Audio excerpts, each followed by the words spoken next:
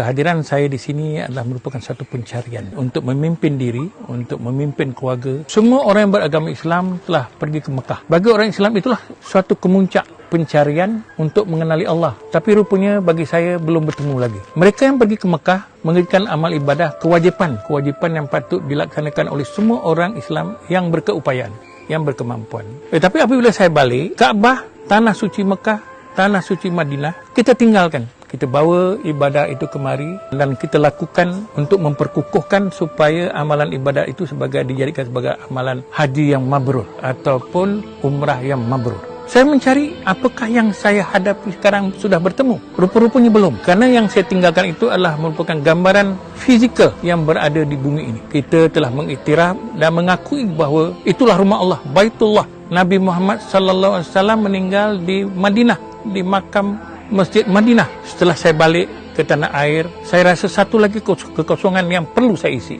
Semasa saya bekerja, saya merantau sebahagian daripada dunia. Saya pergi ke Belfast, saya pergi ke London, saya pergi ke Denmark, saya pergi ke Jerman, saya pergi Mesir, saya pergi ke China, Jepun. Dan kebanyakan yang saya pergi itulah tempat-tempat sebahagiannya di tempat-tempat pusat Islam ataupun masjid di negeri-negeri berkenaan. Saya ingin mencari sesuatu yang sedang saya tunggu tetapi tidak jumpa. Selepas itu, saya ada NGO, iaitu Yayasan Amal Ma'ruf. Saya mengamalkan lebih kurang 180 aktiviti NGO untuk membantu secara kecil-kecilan. Asnaf, orang miskin, surau yang perlu saya bantu, rumah-rumah anak yatim, anak-anak gelandangan, dan semualah yang saya temui bersesuaian dengan konsep Yayasan Amal Ma'ruf yang memberi sumbangan berbentuk kepada asnaf, berbentuk sumbangan bakul makanan, wang ringgit atau seupayanya. Saya bertanya diri saya, adakah sudah tiba masanya saya mengatakan saya sudah jumpa sesuatu di dalam badan ataupun roh kepada seorang Islam. Saya tidak berjumpa lagi. Pada tanggal 11 hari bulan hari inilah, 11 hari bulan, dada saya digetarkan.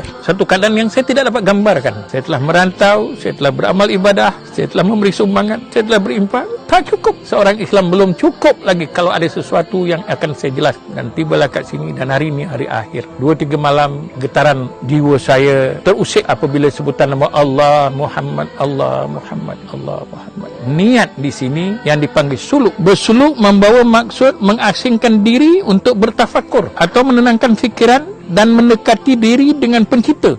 Kalau orang Islam, Allah Subhanahu wa taala, Allahu Akbar, Nabi besar kita sallallahu alaihi wasallam. Dan untuk mencari kesempurnaan dalam ilmu, yakin untuk mencapai ihsan, rasa dan penyaksian mata hati. Ini suluk bagi orang Islam. Inilah sesuatu yang amat saya cari-cari. Iaitu seorang Islam mesti ada ini, mesti ada tauhid, iktikad yang cukup kuat. Yang pastinya semua sepatutnya seorang Islam akan melalui proses ini. Maka ibu saya Islam, ayah saya Islam. Bagi mereka yang bukan Islam, mereka tidak dapat rasa. Tetapi saya orang Islam, bila lahir saja sudah Islam, maka kalimah la ilaha illallah itu sudah ada. Tetapi pengisian dalam tidak ada. Maka dengan itu saya mencari dan akhirnya pada malam pertama getaran saya berlaku kuat di dada saya. Pada hari kedua pun begitu juga. Tapi pada malam tadi saya digetarkan suatu getaran yang amat hebat. Hari ini dia berterusan apabila kita mengungkap kalimah la ilaha illallah Muhammad Rasulullah. Allahumma salli ala Sayyidina Muhammad wa ala ali Sayyidina Muhammad. Kita naik saksi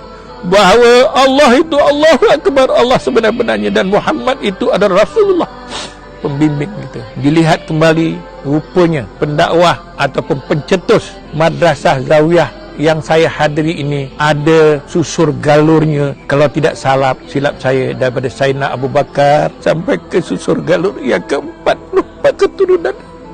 Saya bersyukur sungguh, mudah-mudahan itu satu kebenaran. Dan inilah yang saya katakan, saya menerima sesuatu yang saya cari selama ini. Dan masa ini saya ayatkan dalam ayat itu sebagai berakhirnya satu pencarian. Saya mencari satu akidah diri saya, keimanan saya, ketakwaan saya, dan mudah-mudahan Allah kekalkan sampai bila-bila, sampai ke akhir hayat. Dan inilah sesuatu sumbangan daripada pemimpin kita, pengasas kita yang kita panggil Ibrahim Malik, Syekh Ibrahim Malik. Dan orang-orang ini adalah keturunan orang-orang yang baik. Adanya mereka menyebarkan amalan ini, suluk ini, menyebarkan agama Islam dari tuntunan susur galur Nabi Muhammad sallallahu alaihi wasallam kepada mereka yang belum datang kemari.